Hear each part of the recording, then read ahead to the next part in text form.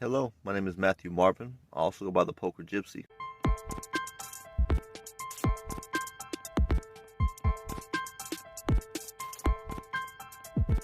Coming from the bottom, moving straight to the... Alright guys, let's go ahead and start this video from the beginning. So, I'm in Savannah, Georgia. While I'm there, I find a cargo van for sale. I go, I buy the cargo van. The guy has a title and everything. Now the problem is the transmission's blown in it. I understand it, that's fine. Now the reason I went with a used cargo van is because I stepped off of my semi-truck with a business that's been active since 2016. I've been making $100 grand a year for the past, 2-3 years. And I also have a 650 credit score, which isn't great, but it's decent. And even with all those credentials, I still cannot get a loan for a vehicle. I can't go jump in a brand new vehicle without $10,000 down. So it makes more sense to go this route because for $10,000, I could rebuild this whole damn van. And that's the reason why I want to jump out of semis and get into cargo vans, because they make almost the same amount of money and it's way less to maintain, way less overhead in business. Plus, it's way better parking, way less regulations. Now, this is the problem I ran into. The guy who sold me the van didn't switch the title into his name. He jumped title. Look it up, okay? Not only that, but the title comes with a correction notice from the previous owner from before he bought it. All right, so the story goes, there's a guy who used to live in Statesboro. He used to own a tile shop, tile and flooring. This was one of his delivery vans. The transmission went out in it, so he gave it to his son. Probably didn't tell him the transmission was out. Anyway, the son got it switched to his name, decided, you know what? I don't want it no more. I'm going to give it back to you. So they did a title correction. Then the dad, the original owner, didn't switch it back to his name, and he sold it. Then that guy sold it to me. So it's safe to say that he didn't get it in his name if he was the owner and the one who bought it, because he couldn't find the original owner, the guy's name on the title. The guy he got a bill of sale from and bought it from, maybe his name's not even on the title because nobody filled in the freaking correction notice. So I seek legal advice, call a lawyer. Lawyer tells me to get a bonded title. Now, a bonded title is like an insurance policy, okay? If something happens, if I put this vehicle in my name or I try to take ownership of this vehicle, someone comes back and says, hey, I never sold that vehicle, this is stolen. This insurance policy protects both me and the DMV for the full price of the vehicle. It's an insurance bond, a surety bond. That also comes with a power of attorney. So before I leave Savannah, I go to the local tag office and I say, hey, what do I have to do to register this thing? I explain the situation. They say, all you need to do is bring the title and proof of insurance. We'll take care of it. No problem. Now, they did this because of a privacy act. See, everybody's telling me, hey, you need to go get the original owner. You need to go get the bill of sale from them. The problem is, no one can legally tell me who I need to go see. So what am I supposed to do now? Just lose my investment on this thing? No. Title bond, power of attorney.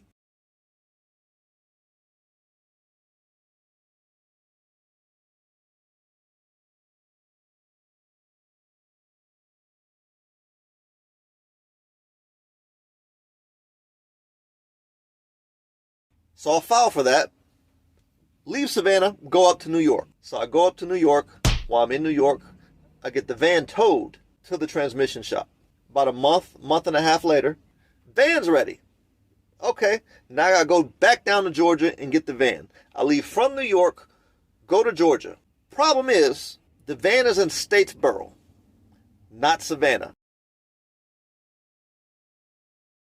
2 different tag offices. 2 different police departments. Different set of rules, unfortunately, which leads to more of my frustrations as a traveler. So I go down to Statesboro. I tow the truck from the transmission shop to a muffler shop. All right, so finally got to Georgia, got the van towed to the muffler shop, basically. It just got out of the transmission shop, and it died, okay? It cranked up, it drove on the tow truck because I don't have a tag, and I have a CDL, and I can't risk it. But now I gotta change the battery out. So hopefully my alternator is not dead.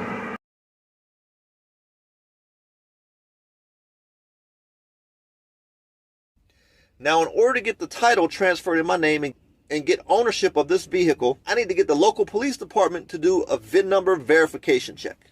The problem is, we're in the sticks of Statesboro, Georgia. They've probably never seen a bonded title. They never deal with bonded titles, okay? They don't even know what the procedure is. So I call for the officer to come out and check my VIN. I get the lieutenant. Lieutenant asks me, okay, for this vehicle VIN number verification, where's your bill of sale? I told her, ma'am, I don't have to have one. And I explained to her the whole legal procedure of a bonded title and the fact that I don't need one. Savannah already told me I didn't need one. Why should I need one here? So if Savannah already told me I didn't need one, why would I bring one to Statesboro? Something I should add a little side note. During my travels from Savannah to New York back to Georgia, I lost the original paperwork and the bill of sale. Bill of sale was worthless because the guy on the bill of sale with me, his name wasn't even on the title. Now the title's also worthless along with the adjustment page because I now have a bonded title and power of attorney. But now luckily I did take pictures. I took pictures of the original title front and back, and I also took pictures of the adjustment letter. I also took a picture of the bill of sale. So now I got to deal with what this police department is willing to take in digital form and writing. Now, to make matters worse, the paperwork is sealed from a company of South Dakota. However, it says right up top that they have the license to also operate in Georgia. No clue why they couldn't read this. So, long story short, they dismissed my claims that I don't need a bill of sale, and they're also not willing to recognize both my power of attorney and bonded title. So, I'm not able to get a VIN verification. The lieutenant will not give me a VIN verification. I was told specifically by the lieutenant that I am not getting possession of this vehicle. Nobody in Statesboro is going to sign this paperwork unless I have a bill of sale from the original owner, which no one can tell me who it is. Side note, at this point, I did not show her the original bill of sale because, as I said, it was lost. That's day one. Day two, I go back to the police department. I ask for another officer, and you know the officers communicate. So the second officer comes back to the muffler shop, and once again, I am denied a VIN number verification. And I'll tell you why. Okay, the vehicle insurance is Allstate. I got this title bond through Geico.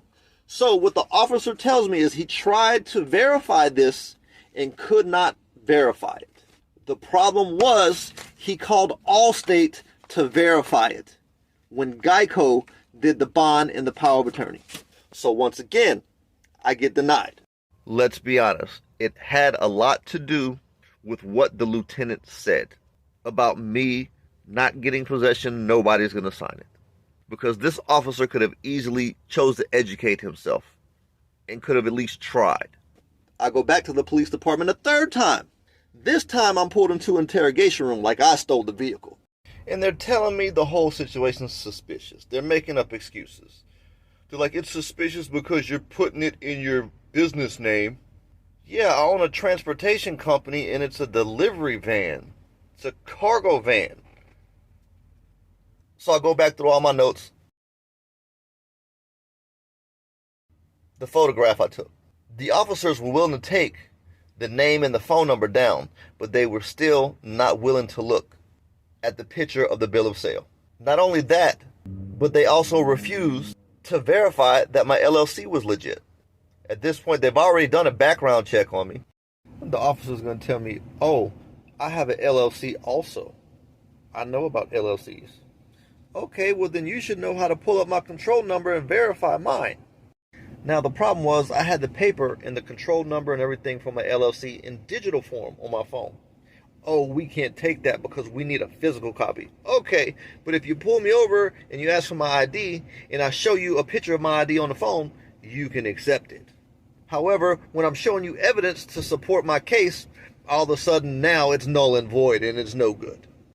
Now seriously, how many times have you seen them lock people up over pictures on the internet, on social media? Pictures of guns and stuff they're not supposed to be posting. Oh, you can lock them up, but when I'm bringing you some legal stuff, oh no, you can't accept it.